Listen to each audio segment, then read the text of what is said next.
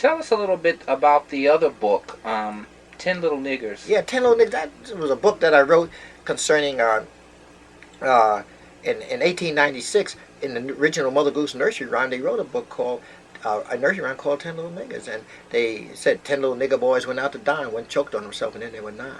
9 little nigger boys sat up late, one overslept, and then there were 8. 8 little nigger boys traveling in Devon, one said he would stay there, and then there were 7. And 7 little nigger boys chopped up sticks, one chopped himself in half, and then there were 6. 6 little nigger boys playing with a hive, a bumblebee stung one, and then there were 5. And 5 little nigger boys going in for law, one got into Chauncey, and then there was 4. And 4 little nigger boys going out to sea, a red herring swallowed one, and then there were 3. 3 little nigger boys walking in the zoo, a big bear hugged one, and then there were 2. And 2 little nigger boys sitting in the sun, one got frizzled up, and then there were 1. And 1 little nigger boy living all alone, he got married, and then there were none. And when I read that, and that nursery rhyme was used in Germany to teach German kids the numbers, believe it or not. And if you go to Holland today, that book is still produced in our Dutch language with Technicolor black children in it, called 10 Little Niggers in Dutch language. Today, black families in the American economy.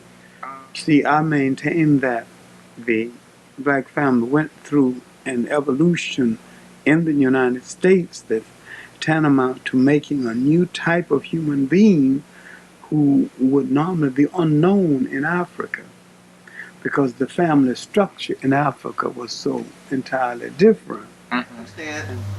To make harmony, not to make one person dominate another, or one set of people dominate another, but to make peace in the family. Peace, my eye. See, there it is, coming from all the way across the continent. That's what I know about. I know that 2 heads are better than 1. I know that you can get more done collectively than you can get done by yourself. That's the African way. And I know that liberation leadership comes when you go inside yourself to go outside yourself. Okay. College is used as a snub club. Okay. Most blacks who go to college want to be members of the Appa, Dappa, La Kappa, Lapa, Iota, Japa, Jackass. And then they come out spreading the damn Greek pin and the Greek letters, and they're freaks. When they come, instead of Greek, they're freaks. Black Greek, as if the Greeks were something. They don't know that the Greeks got the education from the Ethiopians, the Egyptians, and the others. Complete extremes. You see, what you see is black kid going to white neighborhood to become white. Right. Training to become mentally white, but remain physically black. Right. So that what you got is a messed up black child. To combat the Ku Klux Klan. Okay. And we formed the Center for Democratic Renewal. Our main job is to fight the far right. At the time, the Klan was it.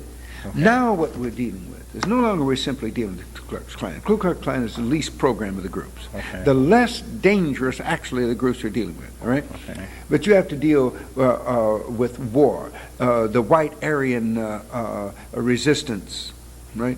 You have to deal with the underground that robs banks and brings trucks in order to give money to all of the to the white resistance organizations, given as much as $600,000 to one group. See, the Klan, what we were trying to do early was to get rid of the Klan right quick, but the whole racist surge was far beyond the Klan.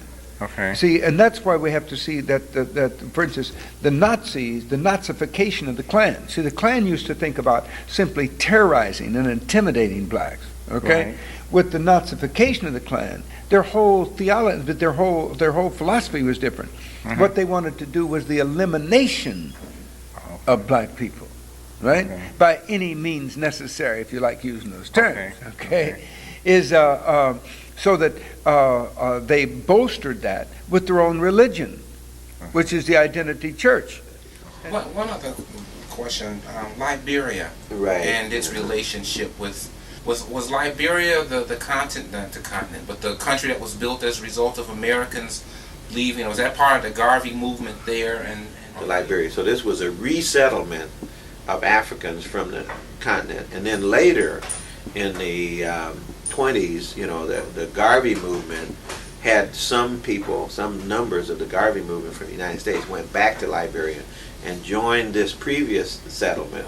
So, and then they had their own problems because there were the people from the outside and the people from the groups that were on the inside who'd always been there, and they had to work out their difficulties in the context of foreign powers trying to manipulate problems between people.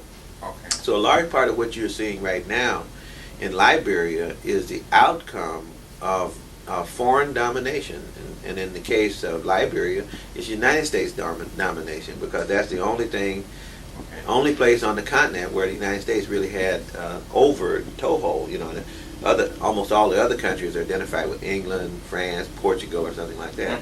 But the United States had a pseudo relationship. It wasn't really a colonial relationship, but Liberia really wasn't out from under the thumb of the United States. Enemies, and maybe we need to call for white studies programs also.